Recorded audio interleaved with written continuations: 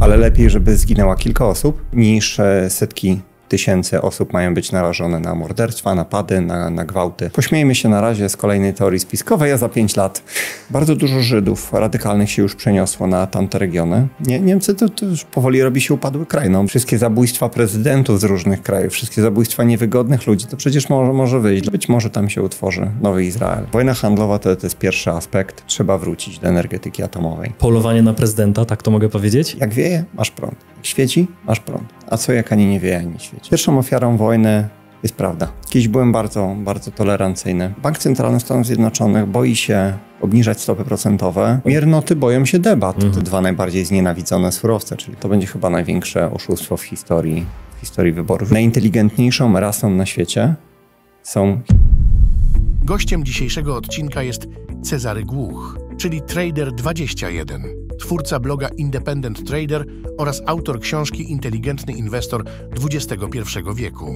Cześć, z tej strony Grzegorz Kusz, witaj na kanale. Dziś moim gościem jest Trader21, autor 4-tomowej książki Inteligentny Inwestor XXI wieku. Cześć Czarku, witaj. Dzień dobry, cześć Grzesiek. No i finanse, myślę, że one dzisiaj pojawią się jako główny temat. Będziemy rozmawiać o gospodarce, ekonomii, finansach, tym, co na rynkach. No bo myślę, że warto wrócić do pracy, Czarku, po 5 tygodniach. O to też zapytam, bo po 5 tygodniach wyjazdu byłeś na Hawajach, więc Hawaje to Stany. Byłeś w wielu innych stanach. Obserwowałeś to wszystko, co tam się dzieje w kontekście takiego zamieszania przedwyborczego, no bo przecież tak. Wybory chyba 5 listopada, jak dobrze pamiętam. Przez te 5 tygodni mnóstwo się wydarzyło na świecie. Ja mam wrażenie, że dosłownie można przez 1 tydzień wyrzucić telefon, nic nie czytać i po tygodniu wracasz do tych informacji i sobie możesz powiedzieć, naprawdę? Że to jest nie do wiary, że tyle się dzieje. Jakoś trzeba to dzisiaj troszkę poukładać, te pytania, te tematy, które mam do ciebie, więc może zacznijmy od giełdy i akcji. Zacznijmy od polskiej giełdy. Chciałem, żebyś krótko się wypowiedział na temat tego, co na polskiej giełdzie, jak to w tych trudnych czasach, no bo wieszczy się znowu jakiś kryzys, wieszczy się w przyszłym roku w Polsce dwucyfrową inflację. Mamy zmianę władzy przez ostatnie już ponad pół roku, więc dużo się dzieje. Można powiedzieć, że sprzątanie trwa, więc Polacy pytają, jak ta sytuacja wygląda, czy faktycznie to jest czas na kupowanie, czy oczekiwanie. No i chciałbym, żebyś naturalnie też przeszedł do giełd światowych. Znaczy, jeżeli chodzi o GPW, to nie można tak powiedzieć zero-jedynkową. Ja staram się być bardzo twardy i kiedy uważam, że GPW jest tania, kiedy jest dobry moment do inwestowania, to mówię to jasno. Ale dzisiaj już nie do końca tak jest, dlatego że za nami, zwłaszcza dla globalnych inwestorów, jest spora hossa na GPW. GPW był jednym z lepszych rynków w ogóle globalnie patrząc na przestrzeni powiedzmy ostatnim 1,5 roku, dlatego że w 2022 roku taniały niemalże wszystkie aktywa, co było wynikiem drastycznego wzrostu stóp procentowych na świecie, co oczywiście było spowodowane dodrukiem, który był wcześniej inflacją wywołaną dodrukiem. I co był kiepski okres. I dodatkowo w Polsce mieliśmy jeszcze strach związany z wojną tuż za naszą wschodnią granicą.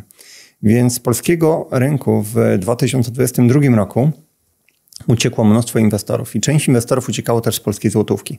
Więc pod koniec 2022 mieliśmy taką mega fajną kulminację atrakcyjności polskiego rynku dla globalnych inwestorów. Mieliśmy bardzo tanią złotówkę, no bo mieliśmy dolara w pewnym momencie po 5 zł i mieliśmy tanie akcje, a mówi bardzo tanie akcje, jak na kraj wysoko rozwinięty. Bo Polska już nie jest krajem rozwijającym się. Jest krajem wysoko rozwiniętym, krajem, w którym ludzie mają bardzo wysoki poziom edukacji, którym chce się jeszcze pracować, bo nie są spaczeni socjałem czy dobrobytem poprzednich lat i są niesamowitymi kombinatorami. Polacy są coraz bardziej z tego znani na świecie. Jak chcesz, nie wiem, w Dolinie Krzemowej znaleźć rozwiązanie, na którą nie wpadli Chińczycy, Amerykanie czy inne nacje, to daj to Polakom. Potrafią tak myśleć, co się nazywa outside the box.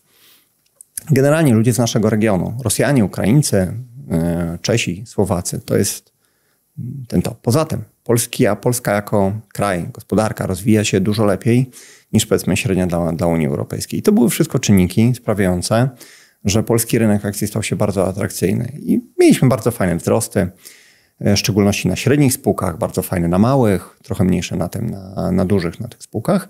I przede wszystkim mieliśmy też umocnienie polskiej waluty. No bo dzisiaj dolar powiedzmy kosztuje 3,8 w przybliżeniu niech będzie, a całkiem niedawno kosztował jeszcze 5,0. To było właśnie spowodowane tym strachem. I jak tak spojrzysz na globalne rynki, no to polski rynek globalnym inwestorom inwestującym w dolarze dał po prostu zarobić bardzo, bardzo dużo. I mimo, że jest nadal tani, bo polska gospodarka świetnie się rozwija, może inaczej. Fundamentalnie, patrząc pod względem CAPE-u, ceny do zysku, ceny do wartości księgowej, polski rynek jest bardzo dobrze wyceniany. Na pewno nie jak na rynek krajów rozwijających się, co pewnie jest wliczone ze względu na ryzyko eskalacji wojny na Ukrainie, która wydaje mi się, że jednak będzie w kolejnych miesiącach się zwijać, a nie eskalować. Ale mamy też dosyć dużo takich, powiedziałbym, globalnych zagrożeń. W Stanach oficjalne wskaźniki gospodarcze mówią, że jest dobrze, że jest niby małe bezrobocie. Ale po tym jak tam byłem, zobaczyłem, że to już nie jest tak dobrze, dlatego że formalnie bezrobocie jest niskie. Ale jest niskie dlatego, że w głupi sposób się liczy bezrobocie. Wiesz, no masz kłamstwa, wielkie kłamstwa i statystykę. Jak ktoś pracuje na 2 etaty, bo nie może związać końca z końcem, to jest liczone jako 2. Pracuje jakby podwójnie, więc zanisza nam bezrobocie. Jeżeli ktoś jest zniechęcony do pracy, no to się go po prostu usuwa i tak dalej. I zmierzam do tego, że wszędzie przykładowo widziałem, wszędzie, to dużo powiedziane, w wielu miejscach. W ilu Stanach byłeś wtedy? Najwięcej byłem na Hawajach, byłem też w Kalifornii, w Oregonie i w Waszyngtonie. Generalnie powiedziałbym takie demokratyczne stany, które są za Bidenem, ale do tego pewnie później przejdziemy, bo jest mnóstwo ciekawych rzeczy z tym związanych. Generalnie jest mnóstwo pracy, ale bardzo niskopłatnej. Takiej pracy, która nie pozwala ci się utrzymać. A jednocześnie pracodawcy nie mogą zaoferować więcej, bo mają zbyt małe marże, lecą zbyt na małym zysku i nie mogą po prostu oferować większych wynagrodzeń. Więc to nie jest tak, że mamy już podniesienie się i tak dalej gospodarki. I właśnie mimo, że wskaźniki bezrobocia pokazują, że jest ok, no to jak się przyjrzysz temu w detalach, to jednak tak ok nie jest. Druga rzecz, mamy tą odwróconą krzywą dochodowości. Już nie będę tłumaczył, czym to jest, ale powiem tylko, że jest to wskaźnik, który przez ostatnie 40 lat perfekcyjnie sygnalizował nam nadejście recesji. Jeżeli nadchodzi recesja, no to rynki w Stanach lecą, a rynki w takich krajach jak Polska lecą jeszcze bardziej. Więc jeżeli ktoś jest takim długoterminowym inwestorem i przeżył ze 2 bessy i wie, że go to nie rusza, wykorzystuje takie rzeczy do kupienia, no to polski rynek jest absolutnie rynkiem ciekawym. Ale jeżeli nie przeżył żadnej bessy i słyszy, że jest ciekawy, że jest dobrze wyceniony i chce kupić po to, żeby miesiąc później to sprzedać drożej, no to niekoniecznie, nie tędy droga.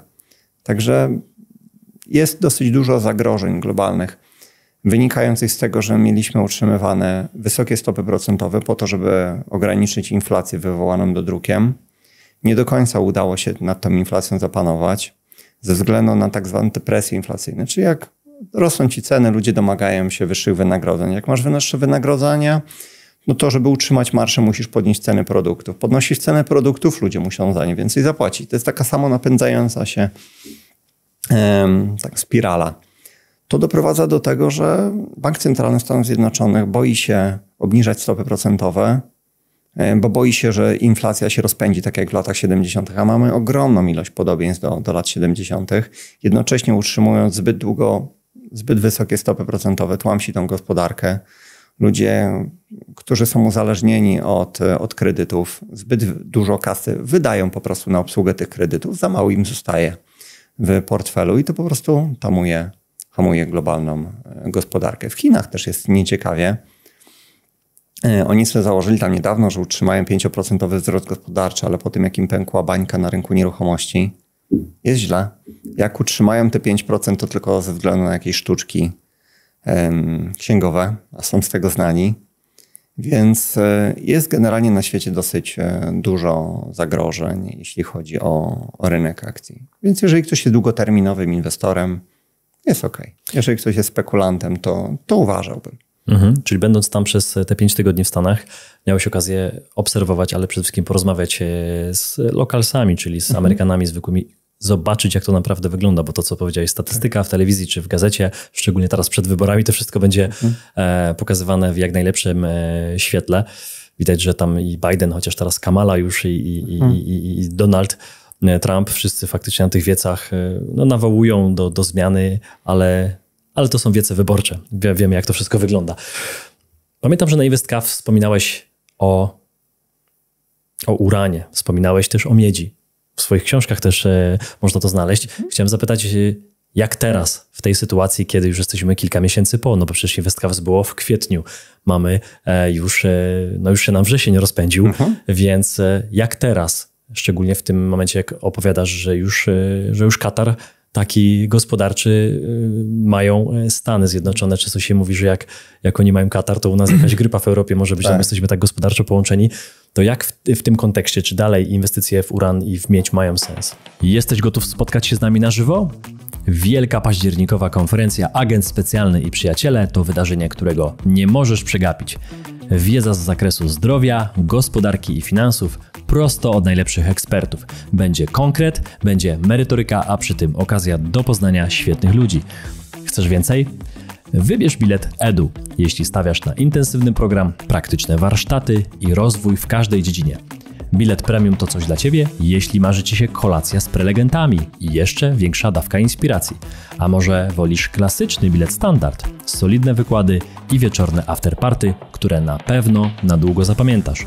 Nie odkładaj na później, kup bilet już teraz i przeżyj to na własnej skórze. Będzie moc, będzie wiedza, będzie networking, jakiego jeszcze nie widziałeś. Do zobaczenia. Zarówno uran, jak i miedź to są inwestycje długoterminowe. Uran przykładowo miał dołek w 2016 roku. W 2018 albo 2017 zacząłem pierwszy raz mówić o uranie. Mocno się załadowałem w uran w 2019 roku. Cameco, później WTF-y na uran, których wcześniej jeszcze nie było. Gdzieś w okolicy 2020 roku, 2021 zmieniła się retoryka. Pamiętam nawet na kastach, na których wspomniałeś, miałem jakiś taki wykład, 2 najbardziej znienawidzone surowce, czyli chyba węgiel i uran, coś takiego. To rok temu chyba, co? Może, albo 2. Ten czas szybko tak leci. Więc zarówno uran, jak i miedź z długoterminowej perspektywy to są świetne inwestycje. Tak przykładowo. A dlaczego? Dlaczego to jest Cały świat wraca, rozbijmy je, bo to są dwie zupełnie różne grupy aktywów. Po katastrofie w Fukushimie świat bał się powtórki.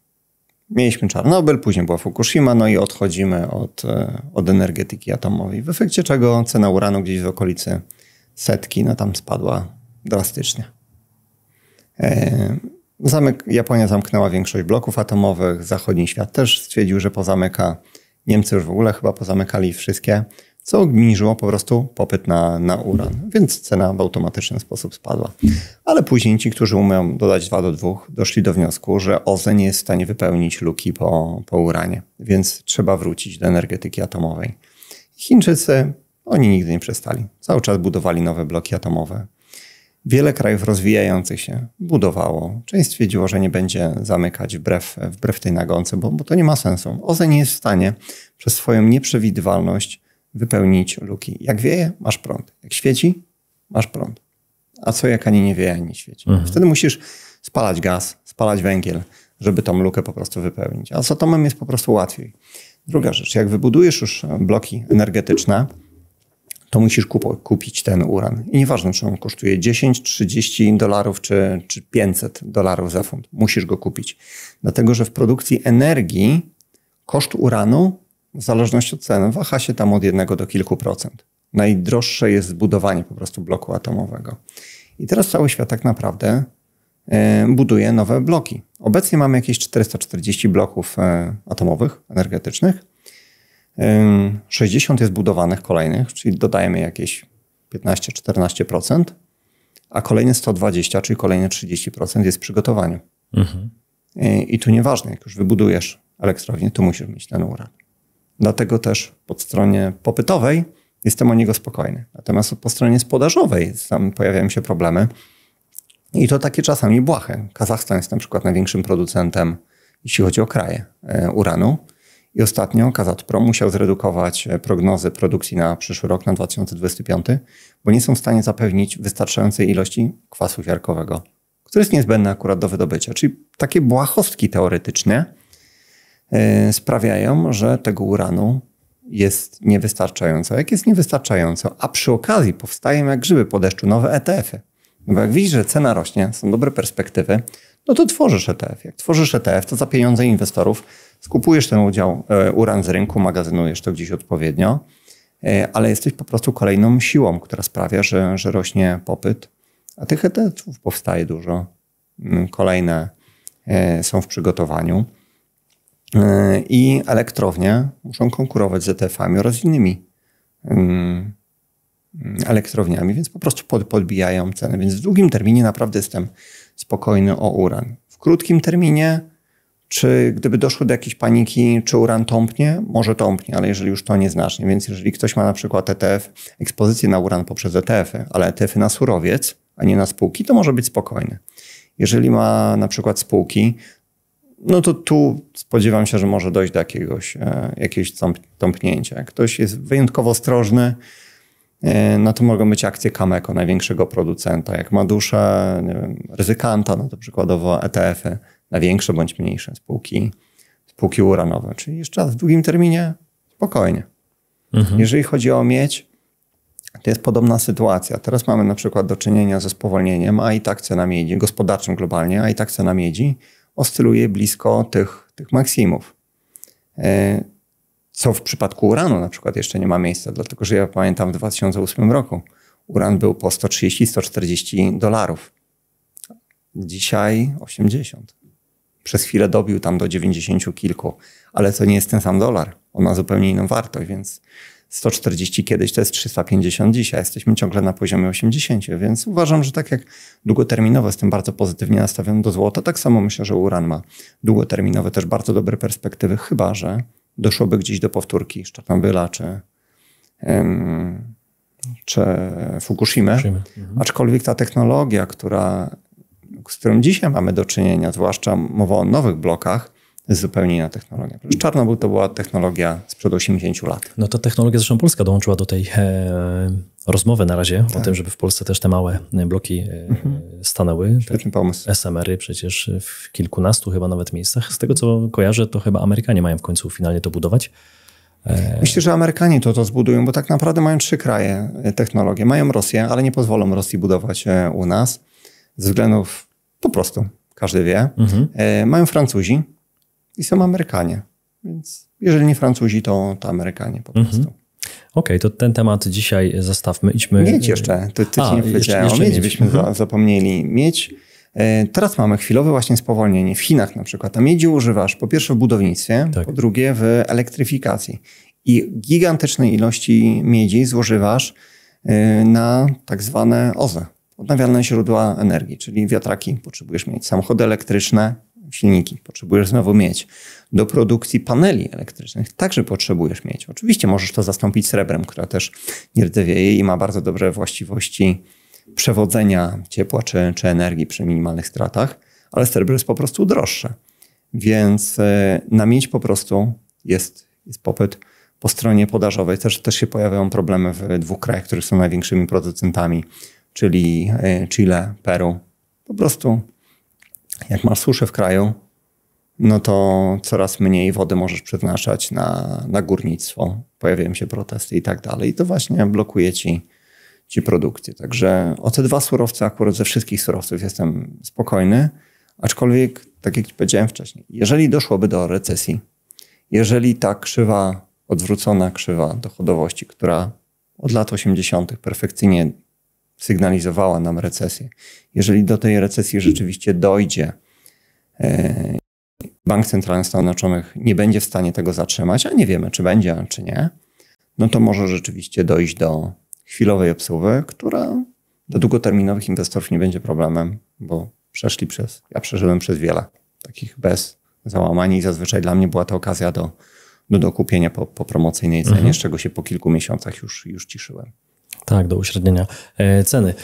To przejdźmy naturalnie do rynku złota, gdzie zauważyłem, rozmawiając z dealerami z złota, którzy sprzedawali, zauważyli, że część ludzi w tym roku wróciła i zaczęła sprzedawać swoje złote monety, jak złoto gdzieś tam miało te dołki i te ceny niższe i mówią: Jezu, ja kupiłem za 9, teraz jest za 8, 200, to ja to sprzedaję. To są ludzie, którzy tego nie rozumieją i też warto, żeby było, żeby oni to nagranie zobaczyli.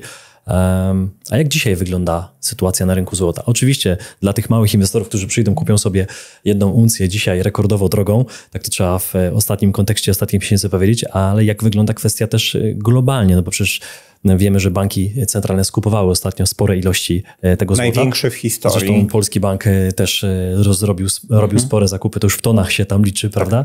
Jak to obecnie wygląda? Czy faktycznie banki dalej skupują duże ilości? W 2023 roku banki centralne skupiły najwięcej złota w historii netto. No bo niektóre sprzedają, niektóre skupują, ale jak bierzesz je do kupy, to okazuje się, że najwięcej skupują i tam nie są uwzględnione zakupy Chin. Dlatego, że jak złoto kupujesz i ono ma status monetarny, no to nie musisz wszystkiego raportować. Więc przypuszczam, że Chiny nadal skupują tego złota dużo więcej niż oficjalnie się o tym mówi. To nie żadną tajemnicą, że Chińczycy mają dużo więcej złota niż te oficjalne rezerwy.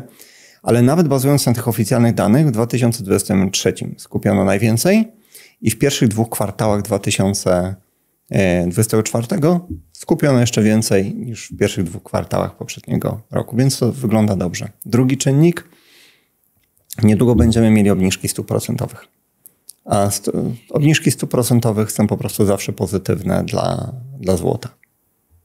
Trzecia rzecz, wspomniałem wcześniej o tych kwestiach niepewności. Jeżeli doszłoby do jakichś zawirowań w globalnej gospodarce, no to możliwe, że to będzie kolejny taki wystrzał dla cen złota. Ale najważniejsza rzecz, my nie możemy patrzeć na złoto z perspektywy takiej miesięcznej. Złoto zyskuje w długim terminie, dlatego że żyjemy w takim systemie, a nie innym. Nasz system monetarny ma wbudowaną inflację, czyli po prostu papierowy pieniądz się dewaluuje. I w takim systemie złoto, jak weźmiemy ostatnie powiedzmy 25 lat, no to zyskuje średnio w euro, w złotówce, w dolarze około 10% rocznie. To jest bardzo przyzwoity wynik. Czyli przykładowo pieniądz papierowy dewaluuje się o jakieś 6%, więc masz to 6% plus inflacji. To jest bardzo wygodne aktywo, bo oprócz tego, że masz bardzo przewidywalny wzrost, ja uważam, że teraz będzie szybszy, związany z wyższą inflacją niż te 10%, o których mówimy z perspektywy długoterminowej. Uważam, że na złoto powinniśmy patrzeć bardziej z takiej perspektywy długoterminowej, a nie tam, że akurat teraz będą obniżki stóp procentowych, czy może być, nie wiem, nieciekawa jesień, bo tego tak naprawdę nikt nie wie. Uważam, że te obniżki są niemalże pewne. Rynek przynajmniej je wycenia i nawet jeżeli to nie będzie 0,25 punktu procentowego, to pewnie to będzie 0,5%, co jest dobrym sygnałem dla złota. Ale najważniejsze, że złoto jest jednym z nielicznych aktywów, które daje nam niezależność od systemu. Jak masz akcje gdzieś poprzez brokera, one mogą być w każdej chwili zatrzymane, zablokowane w jakiś sposób, znacjonalizowane. Mogą być inne problemy. Tak jak ja na przykład doświadczyłem po rozpoczęciu wojny na Ukrainie z części moich aktywów rosyjskich. Nadal ich nie odzyskałem. Mam nadzieję, że odzyskam, ale póki co nie mam jeszcze do nich dostępu. Jeżeli masz złoto, nie masz takiego problemu. Jeżeli masz nieruchomości, jesteś przywiązany do miejsca. I tu na przykład jak wygląda status majątkowy Ukraińca, który miał 10 nieruchomości gdzieś na wschodzie Ukrainy, a jak wygląda status Ukraińca, który miał na przykład wartość tych 10 nieruchomości, ale w złocie. Nie jesteśmy w stanie powiedzieć, do czego dojdzie w efekcie ścinania się coraz silniejszego pomiędzy Stanami Zjednoczonymi, czyli dawnym hegemonem, a aspirującym hegemonem, czyli Chinami.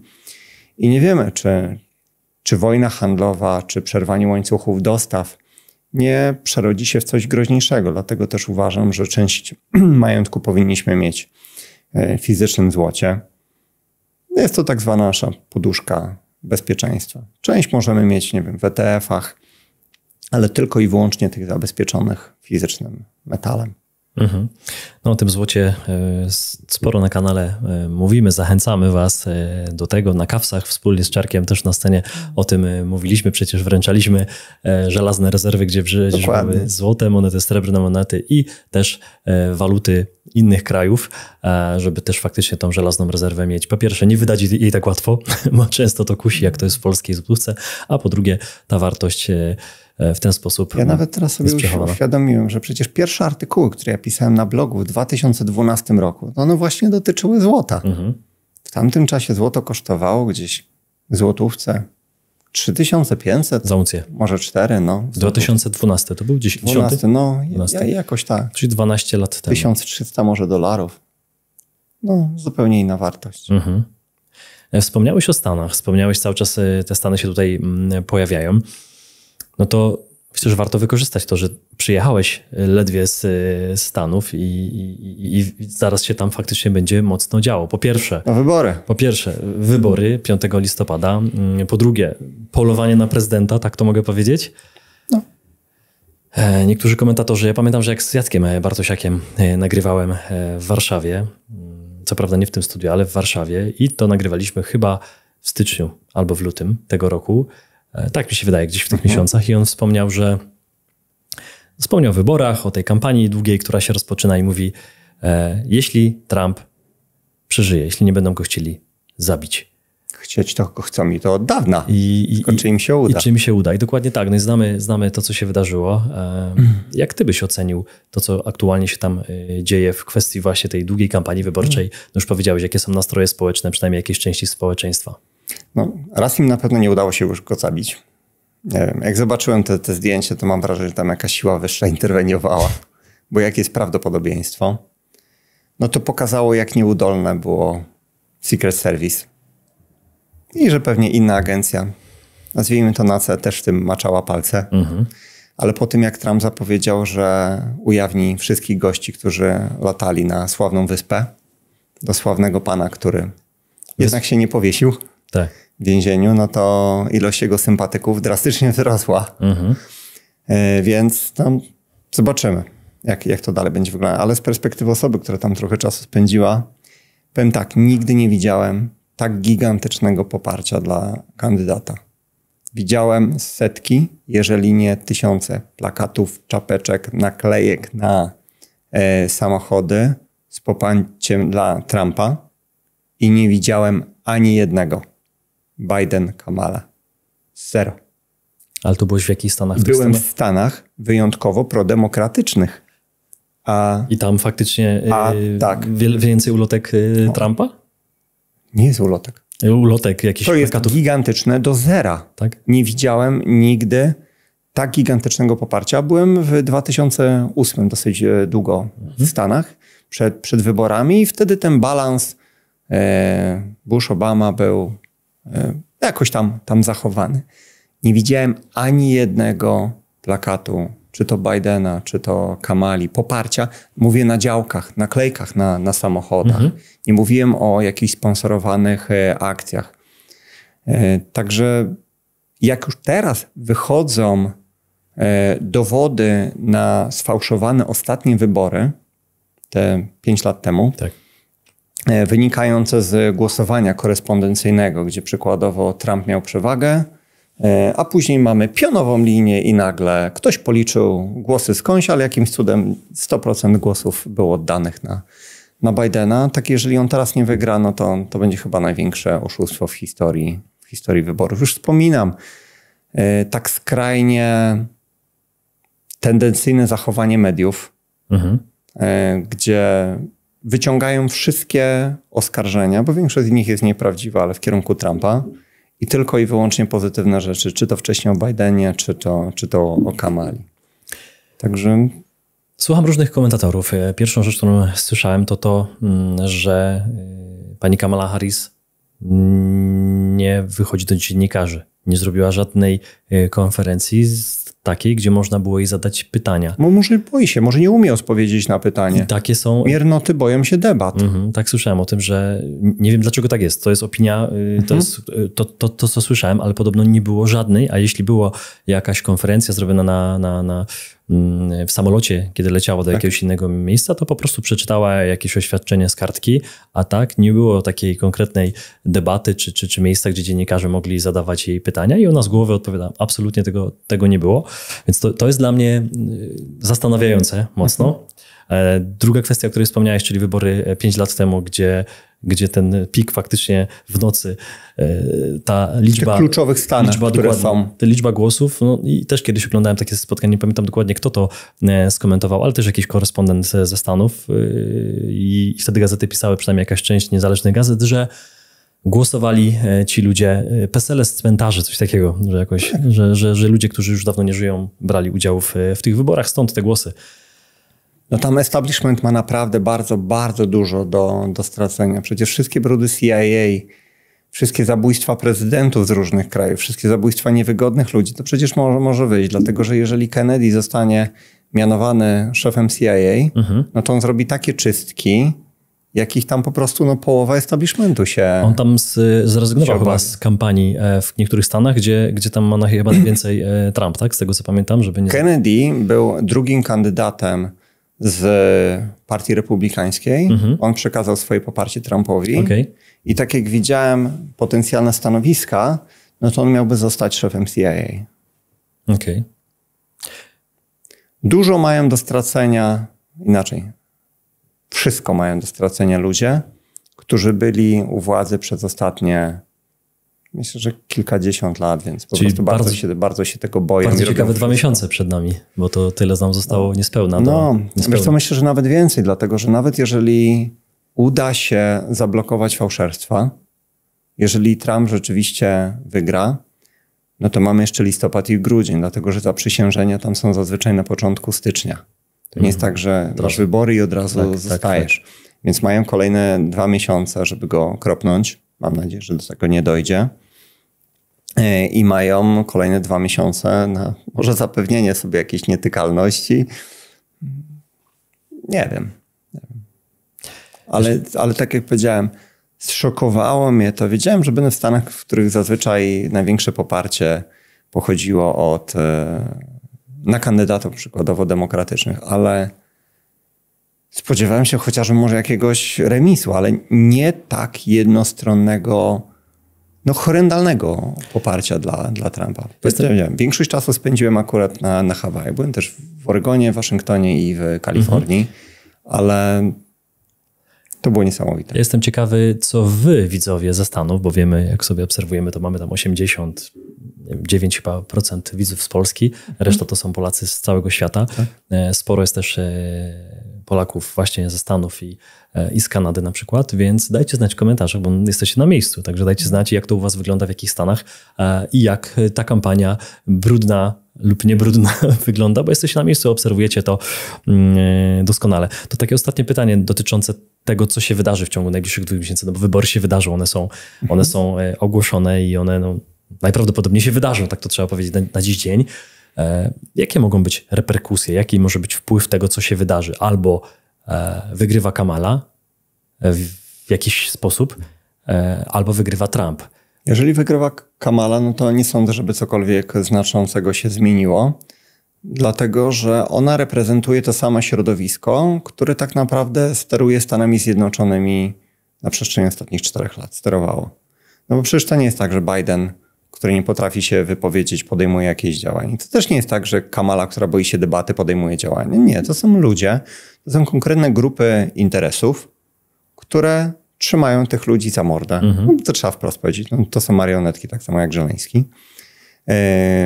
którzy wykonują po prostu konkretne polecenia. Oczywiście mają jakąś autonomię, bo pełnią funkcję prezydenta i tak dalej, ale w przypadku tak potężnych krajów zawsze to, co robi prezydent, jest efektem sił, od których on jest uzależniony. Zobacz, nawet Trump, który próbował zrobić czystki na początku, podczas jego kadencji, w pewnym momencie musiał ugiąć się przed środowiskami żydowskimi, bo mu zagrozili impeachmentem.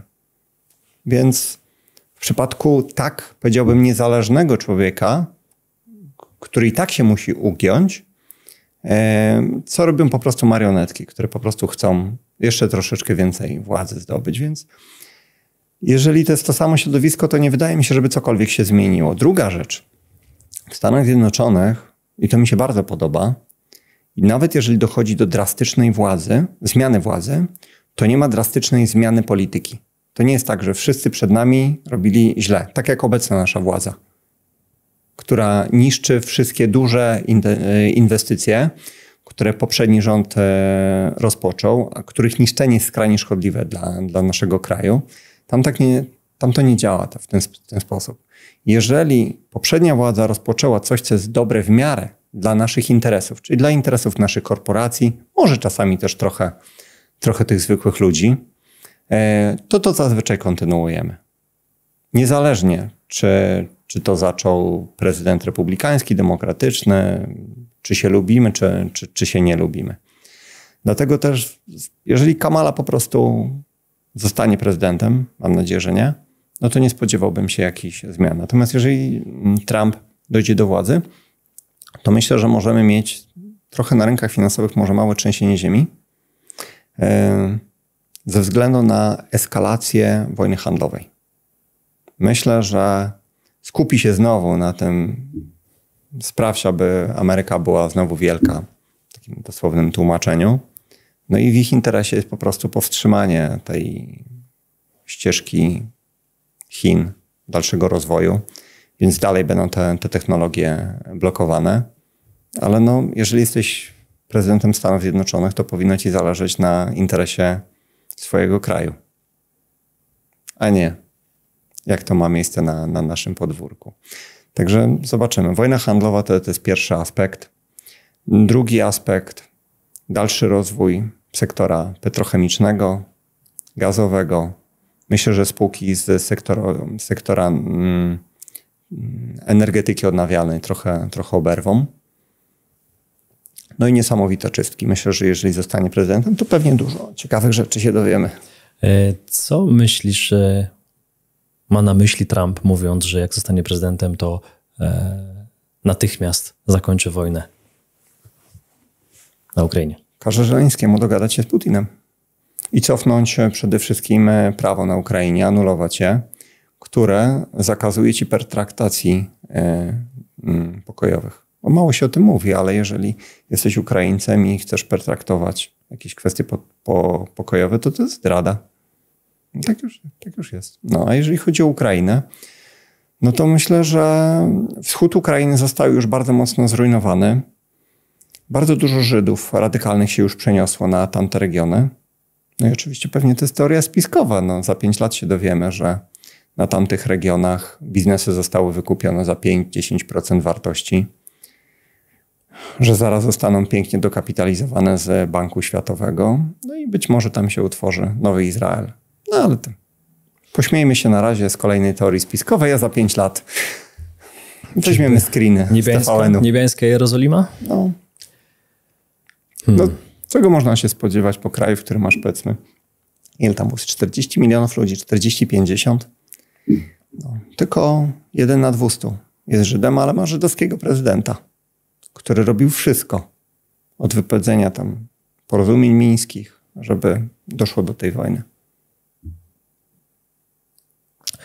Warto się zagłębić w takie rzeczy, bo wiesz, no, jest takie powiedzenie i to jest cholernie trafne. Chyba jedno z najtrafniejszych ze wszystkich powiedzeń, że pierwszą ofiarą wojny jest prawda.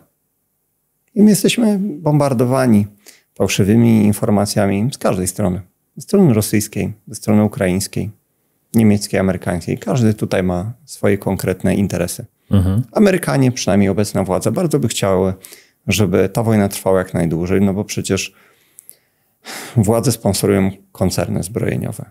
My się dozbrajamy. Część tych pieniędzy idzie przecież do koncernów amerykańskich. Ukraińcy się dozbrajają za pieniądze Unii Europejskiej.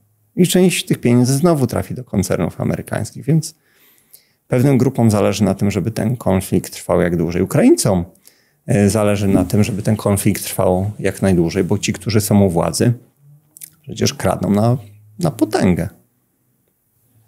Mój kolega chce sprzedać w Polsce bardzo drogi dom i najprawdopodobniej to kupią Ukraińcy. A nie mówimy o domie za 1 milion euro, czy 2 miliony euro.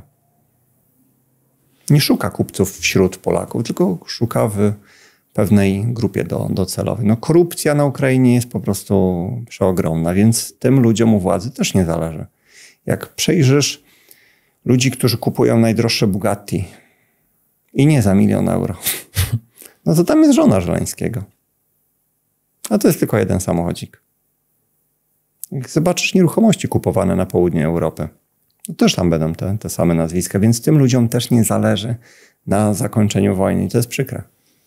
Podczas pandemii było takie hasło pandemio trwaj i to nie było hasło wymyślone przeze mnie, tylko między innymi przez ratowników medycznych, którzy jeździli, a w pewnym momencie najpierw tak mówili, a później... Jakie dodatki. Dokładnie tak, więc teraz wojno trwaj, myślę, dla tych, którzy najbardziej z tego korzystają. Dokładnie. Giną normalni ludzie, którzy są ściągani z ulicy, wcielani do wojska i wysyłani jako mięso armatnie. I pewnie po jednej i po drugiej stronie. No, giną normalni ludzie, a powiedzmy te 2% populacji się ekstremalnie na tym bogaci, ale tak zawsze było i tak niestety chyba zawsze będzie. To zostawmy pytanie, jaka jest prawda twoja w temacie migrantów, inżynierów, którzy pojawili się w Polsce już nie tylko w telewizji, nie tylko w ustawach z Brukseli, ale pojawili się już fizycznie. Robią sobie zakupy przy Biedronce, wyciągając z palety towary, nie płacąc. I robią inne rzeczy. Tak delikatnie powiem.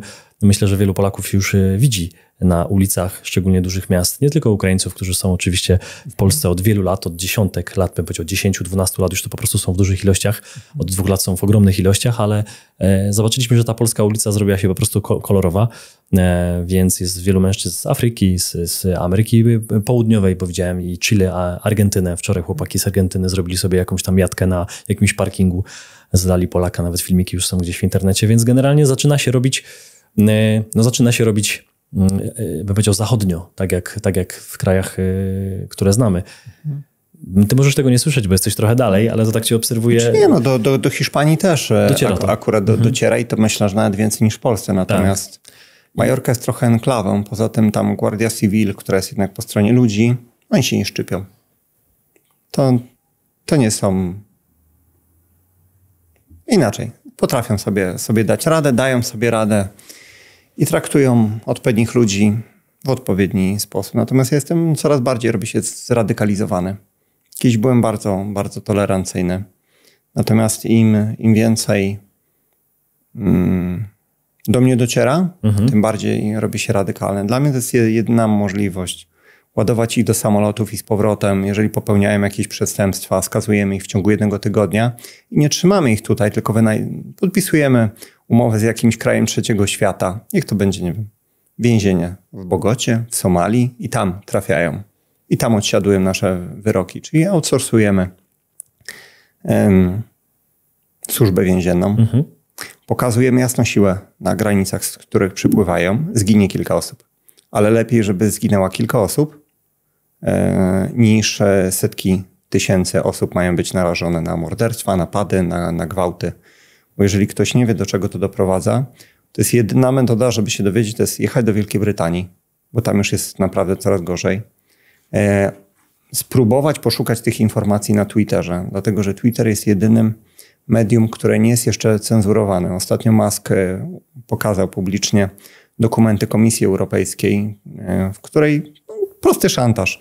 Narzucimy na ciebie tyle i tyle kary, ale karę możemy cofnąć, chyba że zgodzisz się wprowadzić cenzurę. A cenzura między innymi dotyczy tego, co wyprawiają imigranci w krajach, których ściągnięto i dużo większej ilości i dużo wcześniej.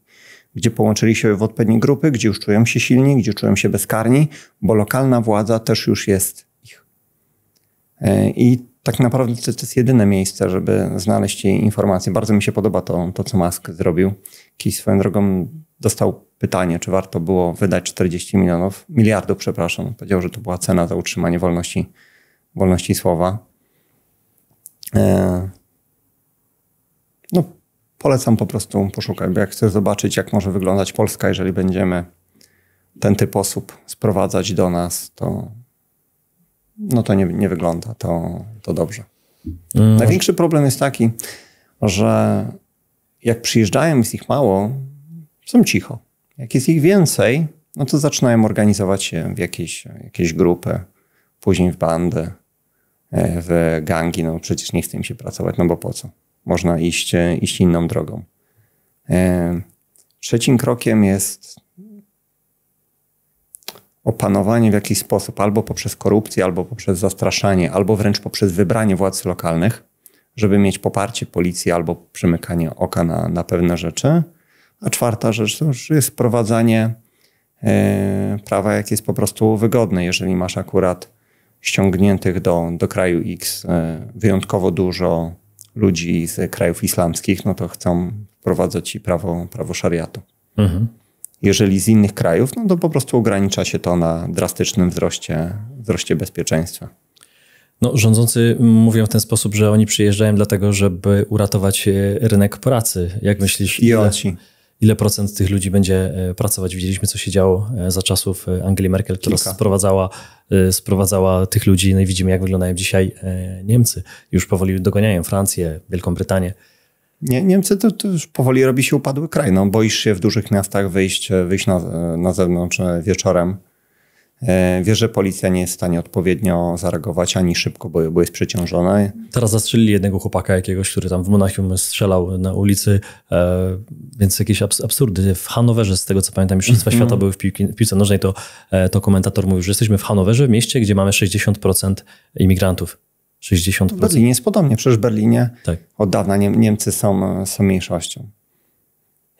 Ja uważam, że ci ludzie rozumieją tylko efekt siły. Japonia bardzo fajnie sobie poradziła. Swojego czasu kiedyś opublikowali, normalnie policja wrzuciła filmik do internetu, który zyskał miliony wyświetleń, jak lokalna policja rozebrała i stłukła pałami czarnego imigranta, który napastował Japonki.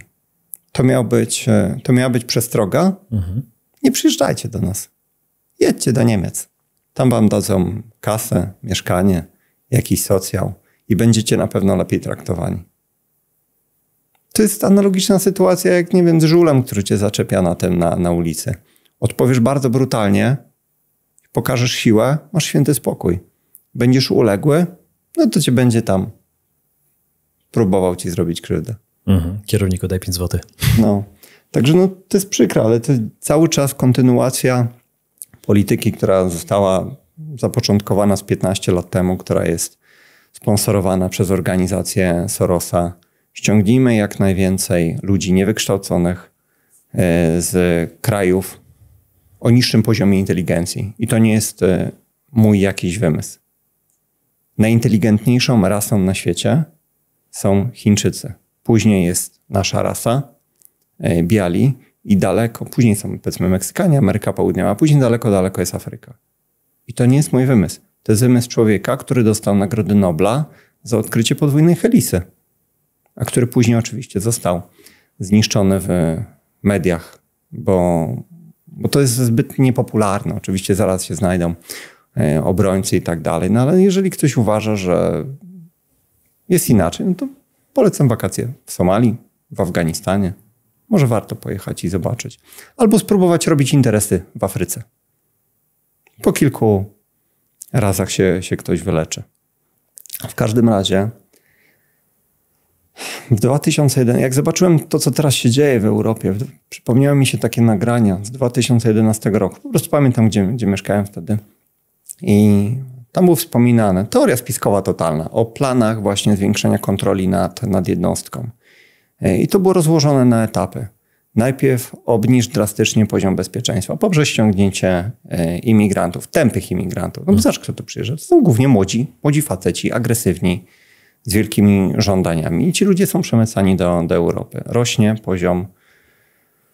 poziom przestępstw. Robi się coraz gorzej. I w pewnym momencie ludzie sami będą się domagać zaostrzenia prawa, kontroli większych, godziny policyjnej.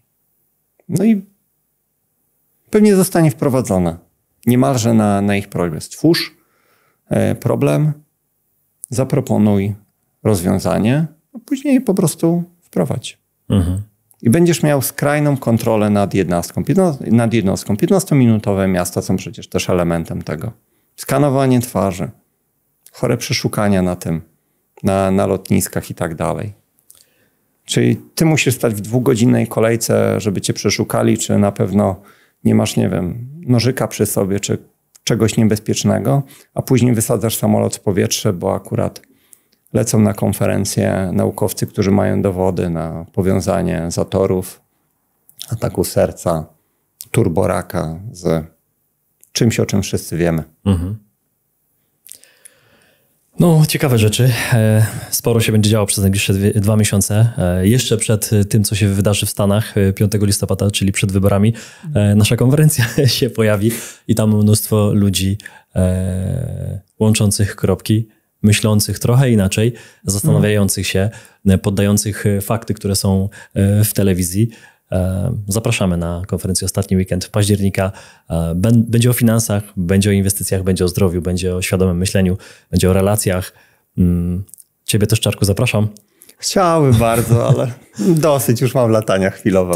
Tym razem nie. No to kiedyś może zrobimy na Majorce. Kiedyś na pewno. Na Majorce może zrobimy konferencję. Obiecuję, będę. Dobrze, bardzo ci dziękuję, Czarku, za dzisiejszą wizytę u nas w studiu i za tyle wiedzy. Dziękuję za zaproszenie. Do zobaczenia. Do zobaczenia. Cześć.